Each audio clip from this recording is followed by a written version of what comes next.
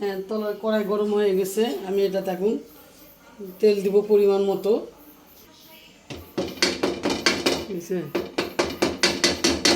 তেল দিয়ে পেঁয়াজগুলো কেটে রেখেছিলাম, এখন আমি এই পেঁয়াজগুলো দিয়ে দিব।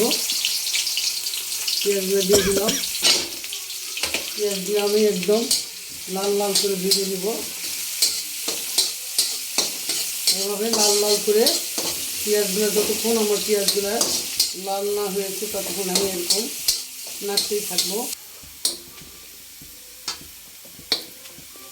হয়ে গেছে আমার পেঁয়াজটা লাল হয়ে গেছে। আমি এই যে কাটা আলুগুলোকে দিয়ে দিচ্ছি। দিয়ে এখন কতক্ষণ নেড়ে চেড়ে এটারে নেড়ে চেড়ে নিব।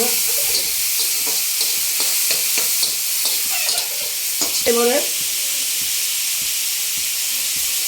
লবণ দিয়ে দিলাম 10 চামচ। দিব হলুদের গুঁড়ো দিলাম 1 চামচ।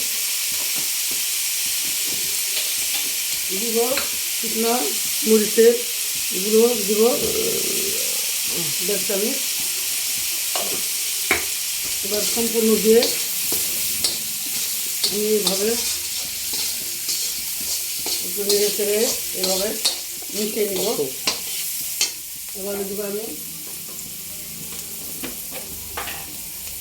বাটা জিরা, আদা, রসুন একসঙ্গে বেটে রেখেছিলাম, 1 চামচ দিয়ে দিলাম।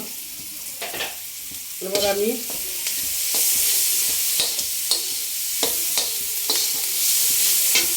দিব এটা কলার খোপ, যেটা আমি কেটে রেখেছিলাম, এটা আমি এবার দিয়ে দিলাম।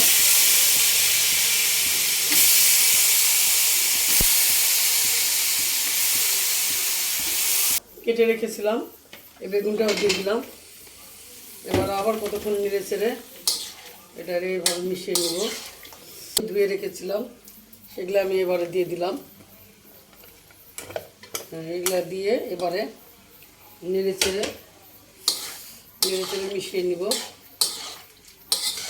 এটা খেতে যে স্বাদ, আপনারা একবার এরকম পাক করে খেয়ে দেখবেন রান্না করে, তাহলে বুঝতে পারবেন যে কলার থোড়ের যে কীরকম মজা।